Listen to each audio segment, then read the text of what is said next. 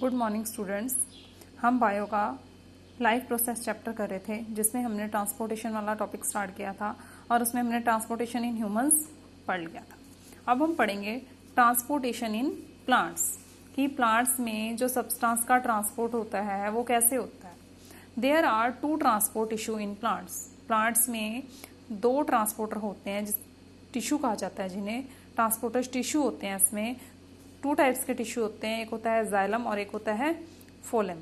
ठीक है, फर्स्ट क्या है जाइलम का फर्स्ट पॉइंट देखो, it transports water and minerals in upward direction from roots to highest points of the plant.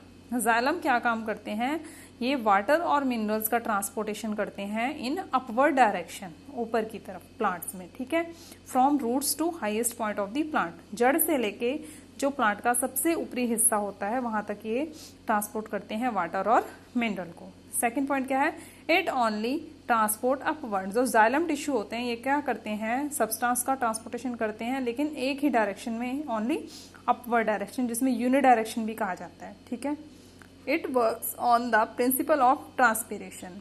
जो जाइलम टिश्यू है ये किस प्रिंसिपल पे वर्क करता है, ट्रांसपीरेशन के बेस पे। ट्रांसपीरेशन आगे जाके बता दूंगी मैं क्या होता है। नेक्स्ट है फोलेम टिश्यू। फोलेम टिश्यू क्या होता है, इट ट्रांसपोर्ट फूड फ्रॉम दो बार आ गया यहाँ पे, it transport food from leaves to other parts of plant. Phloem tissue क्या करता है, फूड को ट्रांसपोर्ट करता है, कहाँ से, लीव से। लीव तो आएगा यहाँ पे, फूड फ्रॉम लीव तो आएगा, leave to other parts of plants, पत्तों से लेके प्लांट्स के अलग अलग भाग में ये क्या करता है, फूड का ट्रांसपोर्टेशन करता है। जो प्लांट्स में फूड बनता है वो कहाँ पे बनता है, लीव्स में बनता है। ठीक है, it can transport upward as well as downward direction, ये ऊपर की तरफ भी और नीचे की तरफ भी ट्रांसपोर्टेशन करता है। Transport of food from leaves to other parts of plant is called translocation. इस प्रोसेस को क्या कहा जाता है, ट्रांसलोकेशन। ठीक है, इसके बाद देखते हैं हम ट्रांसपीरेशन क्या होता है। It is the process of loss of water vapors from aerial parts of plants. Transpiration क्या होता है, जो पत्तों में, पत्ते जो होते हैं उसमें से क्या करता है, पत्तों से ट्रांसपीरेशन होता है, जो उसमें वाटर वेपर्स होते हैं उनको लॉस करता है, निकालता है from aerial parts of plant, plants के सभी भाग में। ठीक है, क्या करता है ये, लॉस ऑफ वाटर वेपर्स को लॉस करता है, कहाँ से, एरियल पार्ट्स ऑफ प्लांट से। ठीक है, अब हमारा एक टॉपिक रह गया एक्सक्रीशन, जो लास्ट टॉपिक है हमारा। ठीक है, एक्सक्रीशन देखो क्या होता है, the metabolic activities in the body generate many kind of waste. हमारी बॉडी में क्या होते हैं, मेटाबॉलिक एक्टिविटीज होती है, कई तरह की केमिकल एक्टिविटीज होती है, जैसे ब्रीथिंग, रेस्पिरेशन, डाइजेशन। ठीक है, it is a process in which waste are removed from the body. इस प्रोसेस में जो हमारे बीच में, हमारी बॉडी में मेटाबॉलिक एक्टिविटीज होती हैं, इनमें क्या होता है, कुछ वेस्ट जनरेट होता है, जो एक्सक्रीशन के द्वारा क्या होता है, ये वेस्ट रिमूव होता है हमारी बॉडी से, इसे कहा जाता है एक्सक्रीशन। ठीक है, मेटाबॉलिक वेस्ट कौन कौन से होते हैं, डाइजेस्टिव वेस्ट, ये हमने पढ़ लिया, डाइजेशन क्या होता है, रेस्पिरेशन वेस्ट, रेस्पिरेटरी सिस्टम हमने पढ़ लिया क्या होता है, जिसमें क्या होता है, कार्बन डाइऑक्साइड बाहर निकलती है और ऑक्सीजन अंदर जाती है। ठीक है, कार्बन डाइऑक्साइड क्या है, इसमें मेटाबॉलिक वेस्ट है। अब हम पढ़ेंगे नाइट्रोजीनियस वेस्ट के बारे में, ये दो तो हम पढ़ चुके हैं। नाइट्रोजीनियस वेस्ट क्या होता है, urea, uric acid, water etcetera. ठीक है, हमने पढ़ना है नाइट्रोजीनियस वेस्ट। देखो क्या है, human excretory system. Human excretory system क्या है, it consist of two kidneys. इसमें क्या होता है, दो किडनी होती है, ureters, urinary bladder and urethra. ठीक है, किडनी का क्या काम होता है, it filters the blood and remove waste. ये क्या करता है, ब्लड को फिल्टर करती है किडनी, और क्या करती है, वेस्ट को रिमूव करती है।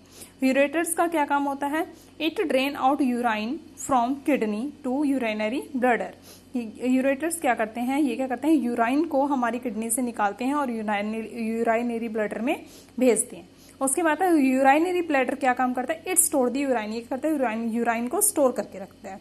यूरेथ्रा का क्या फंक्शन है, transmit urine outside the body, ये क्या करता है, यूराइन को हमारी बॉडी से बाहर निकालता है। ठीक है, kidney have a filtration unit called nephron. Kidney क्या एक फिल्ट्रेशन यूनिट है, जिसे क्या कहा जाता है, नेफ्रॉन कहा जाता है। ठीक है, लेकिन इससे पहले हम जो किडनी, ये हम पढ़ रहे हैं, किडनी, यूरेटर्स, यूराइनरी ब्लैडर और यूरेथ्रा, इसको हम डायग्राम से समझ लेते हैं। ठीक है, अब देखो डायग्राम है ये इसका, ठीक है, ये है किडनी, ठीक है, ये है यूरेटर, ये है हमारा ब्लैडर और ये है यूरेथ्रा। मैंने तुम्हें फंक्शन बताए थे। ये है किडनी, किडनी में क्या होता है, ब्लड, किडनी क्या करती है, ब्लड को फिल्ट्रेट करती है। ब्लड को फिल्ट्रेट करेगी तो क्या होगा, इसमें वेस्ट रिमूव होगा और ये वेस्ट कहाँ जाएगा, यूरेटर्स में। यूरेटर कहाँ है, ये पाइप के द्वारा यूरेटर निकलेगा, ठीक है। इस पाइप के द्वारा जो यूराइन आएगा वो यूराइन कहाँ पे जाएगा, इसमें ब्लैडर में, ठीक है, ब्लैडर में जाएगा, यूरेटर से ब्लैडर में, किडनी से यूरेटर, यूरेटर से ब्लैडर और ब्लैडर से कहाँ आएगा, यूरेथ्रा के थ्रू बॉडी से बाहर निकल जाएगा, ठीक है। अब क्या बताया मैंने आपको कि किडनी क्या है, एक फिल्ट्रेशन यूनिट है, मतलब ब्लड को प्यूरिफाई करती है, तो इसे क्या कहते हैं, नेफ्रॉन, ठीक है। देखो नेफ्रॉन क्या है, nephrons are filtration unit of kidney. हमारी एक किडनी में कम से कम 10 लाख से भी ज्यादा नेफ्रॉन होते हैं जो ब्लड को प्यूरिफाई करने का काम करते हैं, ठीक है। Nephron are filtration unit of kidney. It consists of a tube which is connected to duct and cup-shaped structure that is called Bowman capsule. Important है ये क्वेश्चन भी, Bowman capsule वाला। अब इसका डायग्राम देख लेते हैं हम, ठीक है। इसका डायग्राम है ये नेफ्रॉन का, तुम्हारी बुक में अलग तरीके से दिया है, वो कर लेना, अगर ये समझ में आता है तो ये कर लेना, ठीक है। देखो इसमें देखो क्या है, ये है बोमन कैप्सूल, ये जो पाइप सी तुम्हें दिखाई दे रही है, ठीक है, ये बोमन कैप्सूल है। ये क्या है, ब्लड कैपिलरीज, ये वाली, ये जो दिखाई दे रही है, ठीक है। इसके बाद ये जो है ये ट्यूबोल है, ये वाली कप शेप्ड जो दिखाई दे रही है यहाँ से यू शेप्ड में, और ये क्या है, डक्ट है, ठीक है। अब देखो क्या लिखा है इसमें, nephron are filtration unit of kidney, it consist of a tube which is connected to the duct cup shaped structure that is called Bowman capsule, ठीक है। क्या है इसमें, देखो बोमन कैप्सूल है जो वो कप शेप ट्यूब से कनेक्ट है और उसके बाद डक्ट से कनेक्ट है, ठीक है।